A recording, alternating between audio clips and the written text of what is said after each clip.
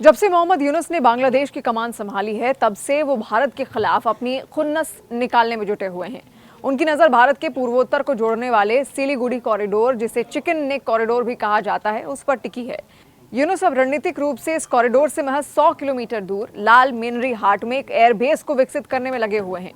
चिंता की बात यह है कि द्वितीय विश्व युद्ध के समय इस एयरबेस को विकसित करने में चीन बांग्लादेश की मदद कर रहा है।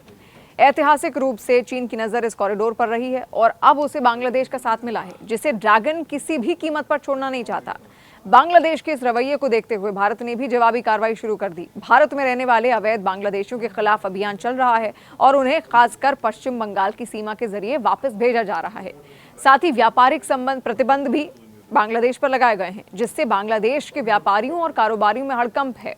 यूनुस की चीन यात्रा और उसके बाद जो उन्होंने बयान दिया, वो भी चर्चा में हाल ही में आया। कुछ दिन पहले बांग्लादेश की अंतरिम सरकार के प्रमुख मोहम्मद यूनुस चीन की यात्रा पर गए भी थे।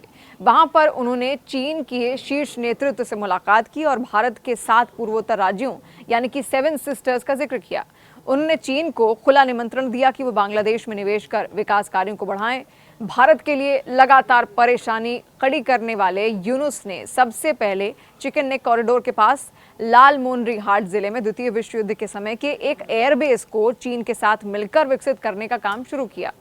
1962 के युद्ध के बाद से ही चीन की नजर इस कॉरिडोर पर रही है, क्योंकि बीजिंग ये मानता है कि इसे तोड़ने से पूर्वोत्तर भारत पूरी तरह अलग थलग पड़ जाएगा। यूनुस का ये कदम सुरक्षा के लिहाज से बेहद संवेदनशील और खतरनाक भी है। देखिए, भारत का जवाबी कदम भी इसको लेकर सामने आया था। भारत ने शुरू में ही यूनुस को समय दिया ताकि वो नई दिल्ली और ढाका के बीच संबंधों को बेहतर रखें, लेकिन यूनुस के इरादे कुछ ठीक नहीं थे।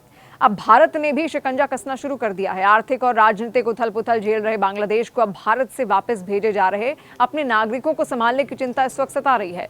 भारत ने दिल्ली, महाराष्ट्र, गुजरात सहित देश भर के कई सारे अवैध बांग्लादेशियों को वापस भेजने की प्रक्रिया शुरू कर दी, जिससे बांग्लादेश में खलबली मच गई है। इसके अलावा मीडिया रिपोर्ट्स भी सामने आ रही हैं और मीडिया रिपोर्ट्स के मुताबिक ढाका ने दिल्ली को पत्र लिखकर इस मामले में तय प्रक्रिया अपनाने का अनुरोध भी किया। इसके अलावा भारत ने व्यापारिक प्रतिबंध भी लगाए। बांग्लादेश से रेडीमेड कपड़ों, प्रोसेस्ड फूड और अन्य वस्तुओं की आयात पर पोर्ट प्रतिबंध लगा दिए गए हैं। इससे बांग्लादेश की गारमेंट इंडस्ट्री को खासा नुकसान पहुंचा। बांग्लादेशी अधिकारियों का ही कहना है कि दोनों देशों के बीच व्यापार लगातार बढ़ रहा था, लेकिन भारत के इस कदम से ढाका को बहुत बड़ा नुकसान होगा। यूनुस के कई सारे विवादित बयान हाल ही में सामने आए। हाल ही में यूनुस ने 4 दिन की चीन यात्रा के दौरान बांग्लादेश में आर्थिक निवेश बढ़ाने के लिए चीन को निमंत्रण भी दिया था। उन्होंने कहा था कि भारत के 7 पूर्वोत्तर राज्य 7 सिस्टर्स समुद्र के से सटे हुए हैं और बांग्लादेश इस क्षेत्र के लिए समुद्री पहुंच का एकमात्र रास्ता है। इस बयान से भारत में ये चर्चा शुरू हो गई कि क्या यूनुस के नेतृत्व में बांग्लादेश चीन के साथ मिलकर भारत के खिलाफ रणनीति बना रहा है।